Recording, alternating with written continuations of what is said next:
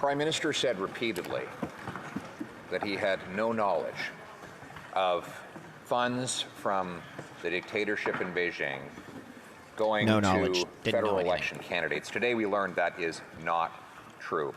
His department prepared a briefing that said a large clandestine transfer of funds earmarked for the federal election from the PRC in Toronto was transferred to an elected provincial government official via a staff member of a 2019 federal candidate. Why did the Prime Minister say the opposite of what he knew to be true? The Right Honourable Prime Minister.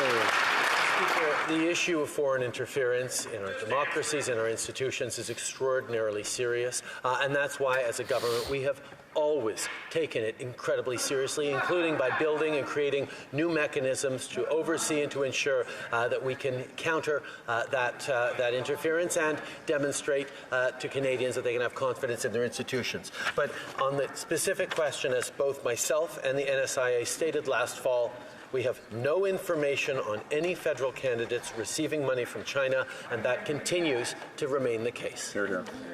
Honourable Leader of the Opposition. Well, that is impossible, because not only did his own department prepare a briefing for him, which said that candidates had received funds, so did his own security committee, which said, and I'm quoting now from Global News, Global News also learned of an earlier high-level warning about clandestine funding of China's preferred candidates that came from a bipartisan panel of parliamentarians 2 months before the 2019 election.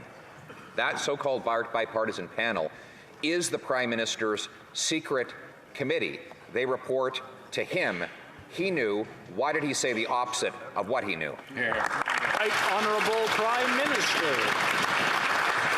As I said last fall, as the National Security and Intelligence Advisor stated, we have no information on federal candidates receiving money from China. That continues to be the case. In regards to the National Security and Intelligence Committee of Parliamentarians, Mr. Speaker, I'm happy to correct the honourable member and highlight that committee actually publishes reports to Parliament and to the public. That is something that is very, very clear. It's a committee of parliamentarians that get top secret clearance so they can look at everything our intelligence committees do and then report back to our Parliament. Well, Leader of the Opposition. Well, the Prime Minister stated another falsehood. He said it reports to public. Many of its findings are not reported to public. And second, Section 21 of the Act that creates that committee states that its reports go to the Prime Minister. They have to go to the Prime Minister, and he is the one that decides what becomes public thereafter. Therefore, he knew when that committee reported that candidates received money directed by the dictatorship in Beijing, and yet he has been and continues to say exactly the opposite. Why? The Right Honourable Prime Minister. Speaker, parliamentarians can now go to the Library of Parliament or go online and see reports from the National Security and Intelligence Committee of Parliamentarians that were released publicly to them.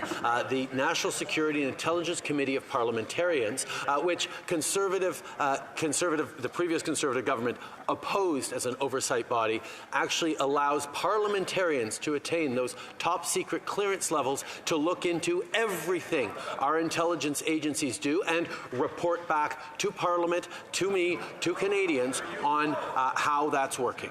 Hear, hear. Honourable Leader of the Opposition. Section 21 of the Act that creates that secret committee says, and I quote, each year the committee must submit to the Prime Minister a report of the reviews it conducted during the preceding years. In other words, he did receive the report. He should stop playing word games. Nobody needs to go to the library. What we need to do is get to the truth. The Prime Minister knew that his own security committee said Beijing had directed funds to candidates in preceding elections, and yet he continues to say exactly the opposite. Is he saying that the committee is lying? The Right Honourable Prime Minister. Mr. Speaker, I'm happy to clear up the confusion around what the committee reports. Yes, the committee reports to me and to the government, but it also reports to parliamentarians and shares those reports. So this is the way many committees function in our government, and will continue to. In regards to the issue of whether federal candidates received money from China, as I've stated many times, we have no information on that. Leader of the Opposition.